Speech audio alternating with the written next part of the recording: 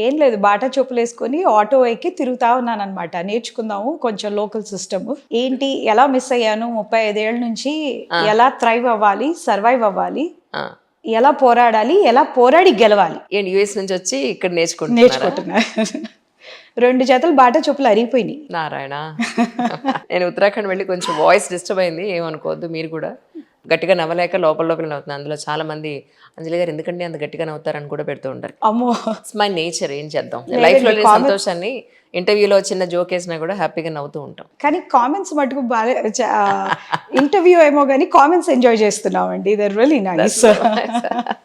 Last time issue ఏమైందండి final గా? నాన్నగారు కాలం చేశారు విన్నాను. యాక్చువల్లీ ఆయన ఫస్ట్ ఇయర్ యానివర్సరీ అనమాట. శివరాత్రి రోజు ఫస్ట్ ఇయర్ అని. సో వెళ్ళి దీపం పెట్టి ఆయనకి క్లోజ్ అయిన వాళ్ళందరినీ పిలిచి we spend some time together రెమినిసింగ్ about him. అదనమాట, ఆయనని గుర్తు తెచ్చుకొని. ఇంకా ఇప్పుడు ఫాదర్ది 1 year కూడా అయిపోయింది. సో అమ్మ నాన్న చాప్టర్ క్లోజ్ అనమాట. క్లోజర్ కోసం వచ్చాను అనమాట. ఏం జరుగుతుంది యాక్చువల్గా? అందరూ NRIs actually, like I said last interview, ఇంటింటి భాగవతం అందరి ఇళ్లలో జరిగేదే. కానీ నాకు అర్థం కానిది ఏంటంటే, నాకు చెప్పేవాళ్ళు పెద్దవాళ్ళు కూడా ఎవరు రిలేటివ్స్లో ఎవరు లేనిది ఏంటంటే, ఇలా జరిగితే ఎప్పుడు మనం అనుకోం కదండి, పేరెంట్స్ పెంచేటప్పుడు ఇలాంటివి ఏమీ చెప్పరు కదా. ఇలా జరిగితే దీన్ని ఎలా, ఎవరైనా మధ్యవర్తులు ఉన్నారా, ఎలా దీన్ని చేయాలా, ప్యాచప్ చేయాలా, లేకపోతే అగ్లీగా థింగ్స్ టర్న్ అవ్వకుండా ఎలా చేయాలా అని ఇది మనకి ఒక స్ట్రింగ్ అనేది ఉంటుంది కదా. ఒక కట్ట పట్టుకొని మనము ఒక్క కట్ట దొరికినా మునిగేటప్పుడు అది పట్టుకుంటే తేలుతాము.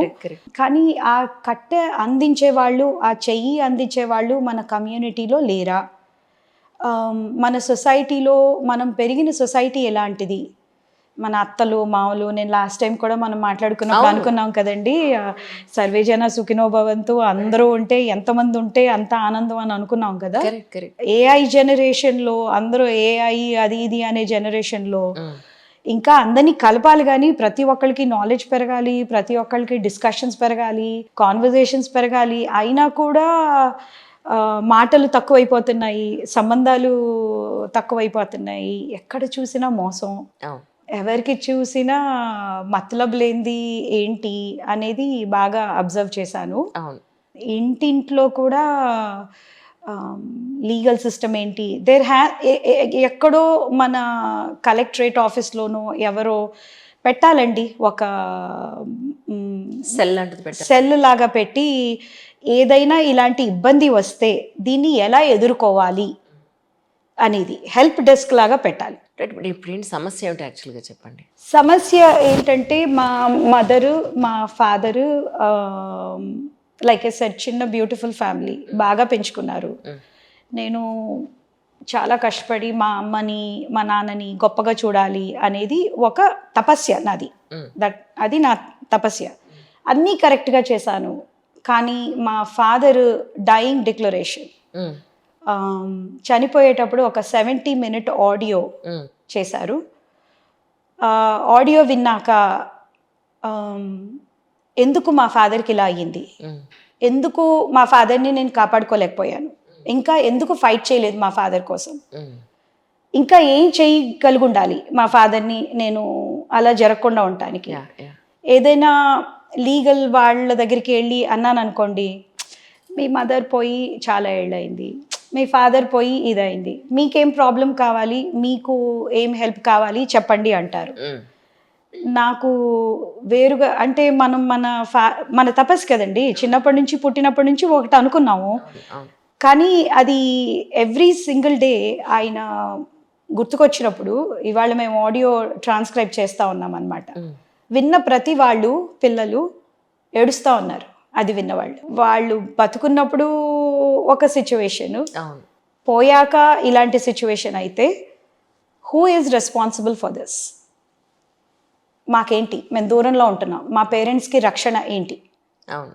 బ్యాంక్కి వెళ్ళాను నిన్న, మా మదర్ పోయి 6 years అవుతుంది, మా ఫాదర్ పోయి 1 year అవుతుంది. ఫ్యామిలీ ఫ్యూడ్స్ ఉన్నాయి, బ్రదర్ సిస్టర్ మేము. బ్రదర్ నాతోటి మాట్లాడట్లేదు. ఎందుకు? నేను బ్రదర్ ఐఎమ్ ట్రయింగ్ కానీ మాట్లాడట్లేదు. గొడవలునే జరుగుతూ ఉంది కానీ కూర్చొని సెటిల్ చేసుకుందాము రా అనే పొజిషన్కి రావట్లేదు. బాటా చెప్పులు అరిగిపోయి మాట్లాడుకుంటే అయిపోయేదానికి ఎందుకండి ఇంత? అది పీపుల్ షుడ్ నో ఎగ్జాక్ట్లీ. ఇప్పుడు కూడా ఇంకా ఏంటి ఏం కావాలి అంటే చెప్పరు. సో తిరుగుతూ ఉన్నాను, అడుగుతా ఉన్నాను, లీగల్గా అడుగుతున్నాను, how do I do this, పోలీసులను అడుగుతున్నాను how do I do this అని. ఏమి చేసుంటే ఈ సిచ్యువేషన్ మా ఫాదర్కి వచ్చిండేది కాదు, మా మదర్కి వచ్చిండేది కాదు. బ్యాంకుకి వెళ్ళినప్పుడు నిన్న పేరెంట్స్ ఇద్దరూ పోయారు. మా బ్రదర్ ఇప్పట్లో రాడు, నాకు టచ్లో లేడు. నాకు ఒక రెస్పాన్సిబిలిటీ ఉంది.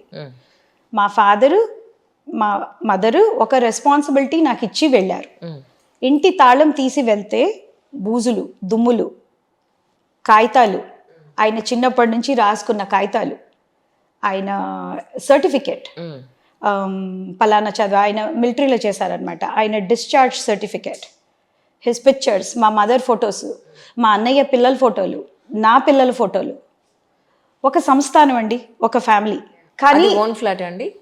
పేరెంట్స్ అండి, మా మదర్ ఫాదర్ది. మరి ఇప్పుడు ఫ్లాట్ పెరిగిన ఫ్లాట్, పెరిగిన ఫ్లాట్. ఏమి చేయలేదు అనుకోండి, ఎవరో దొంగోడు వచ్చి పడతాడు. అంతే కదా. నా పేరు మీద pan cards, fake pan cards, మా ఫాదర్ అకౌంట్స్ అన్నీ దే ఆర్ సీజ్డ్. పనివాడు కూడా కాదు ఇవన్నీ. అదే కదండి. పోనీ పర్సనల్గా ఎవరో ఉన్నారు మా ఫాదర్ దగ్గర అని చెప్పి ఆ పర్సన్ని పిలిపించాలి అంటే నాకు తెలీదు అని అంటాడు. మా ఫాదర్ చనిపోయినప్పుడు కూడా his dead body was abandoned. So దీనికి ఆన్సర్ ఏంటి? What is the answer? ఆయనని మొయ్యాలి అని అంటే భయం. ఎవరు కేసులు వేస్తారో, దొంగతనం కేసులు వేస్తారో. బికాజ్ మా అమ్మ పోయాక కూడా అలాగే స్టార్ట్ అయింది లీగల్ ఇష్యూస్. ఏమీ లేకుండా బెదిరియటానికో, ఆస్తులు కొట్టేయడానికో, మధ్యవర్తులో సంబడి ఎవరో ఇలా చేస్తున్నారు.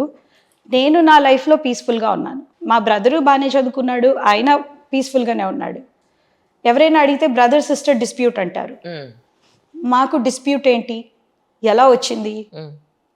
ఎలా ఇవన్నీ మాకు తెలియకుండానే బయట వాళ్ళందరూ వచ్చేసి ఇంట్లో తిరుక్కుంటా, ఏ పేపర్స్ ఉంటే వాటి మీద సంతకాలు పెట్టుకుంటా, మా father hand writing, tax payer citizen, అంత చక్కగా లెక్కలు రాసుకొని అంత ఖచ్చితంగా ఒక్కొక్క ఫోల్డర్ 1992, 93 మా మదర్ ట్యాక్స్ ఫైలింగ్స్. మరి సీజ్ అవడానికి కారణం ఏమిటి? ఇప్పుడు బ్యాంక్ అకౌంట్స్ ఇవన్నీ అడిగారా బ్యాంక్ వాళ్ళని? బ్యాంకుకి వెళ్ళాను, చాలా రూడ్ అండి.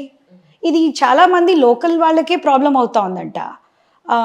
ఒక వైఫ్, ఒక డాటరు మా హస్బెండ్ పోయారు అని చెప్పేసి వెళ్తే లీగల్ హైర్ తీసుకుని రండి, మా ఇష్యూస్ మాకున్నాయి అన్నీ అని చెప్పి వాళ్ళని వెనక్కి పంపించేస్తున్నారంట. These are thousands of cases happening. Understood, వాళ్ళ ఇష్యూస్ బ్యాంక్ వాళ్ళకి కొన్ని పరిధులు ఉంటాయి, కొన్ని రూల్స్ అండ్ రెగ్యులేషన్స్ ఉంటాయి. ఎవరో థర్డ్ పర్సన్ వచ్చి మేము మా ఫాదర్కి ఈ ఇల్లిసిట్ చైల్డ్ అనో లేకపోతే స్టెప్ చైల్డ్ అనో ఎవరో వస్తారు. సో బ్యాంక్ వాళ్ళకి ఇలాంటి ఇష్యూస్ ఉంటాయి కాబట్టి కొన్ని రూల్స్ అండ్ రెగ్యులేషన్స్ స్ట్రిక్ట్గా ఉంటాయి. కానీ ఇప్పుడు నా పరిస్థితి ఏంటంటే, నేను ఇండియాకి వచ్చాను, మా బ్రదర్ ఇండియాకి రావట్లేదు, మావన్నీ బట్టబయలు బయట ఉన్నాయి. ఏం చేయాలి? నేను నాకెందుకు వచ్చిందిలే అని చెప్పేసి నేను వెళ్ళిపోవాలా? లేదు, అన్నీ వైండప్ చేయాలి, అది నా రెస్పాన్సిబిలిటీ అని పిల్లల్ని, హస్బెండ్ని, ఫ్రెండ్స్ని అందరినీ వదిలిపెట్టి, నా ఇంటి కంఫర్ట్ని వదిలిపెట్టి, ఇక్కడ పెట్టా బేడా సర్దుకొని హోటల్స్లో తిరుగుతా. ఒక్కదకు ఆ ఫ్లాట్లోనే ఉండొచ్చు కదా, ఏం ప్రాబ్లం మీకు? సేఫ్ కాదు కదండి. ఎవరెవరున్నారు? నా ఫేక్ పాన్ కార్డే ఉంది. How is it safe? So lock చేసి పెట్టారా మరి? ఇప్పుడు లాక్ చేసి పెట్టేశారు. ఇప్పుడు లీగల్గా మరి ఎవరు దీనికి ఆథరైజ్డ్ అంటే ఏంటి పరిస్థితి ఏంటి? The will is on my name and the responsibility is on my hand and laws are very clear. ఎవరు పొసెషన్లో, ఎవరి చేతిలో ఉంటే వాళ్ళిది అని. అంటే ఇప్పుడు ఫ్లాట్ మరి ఇప్పుడు ఇదంతా చేసింది ఎవరు? పని వాళ్ళ? మీ రిలేటివ్సా? ఎవరు? ఫ్రెండ్సా? రిలేటివ్స్ ఉన్నారు, పెద్దనాన్న పిల్లలు ఉన్నారు అని మా నాన్న డిక్లరేషన్లో చెప్పాడు. మా బ్రదర్కి కూడా హెల్ప్ కావాలి అని డిక్లరేషన్లో చెప్పాడు. పలానా వాళ్ళు ఆస్తులు కొట్టేసేయాలి అని చెప్పాడు.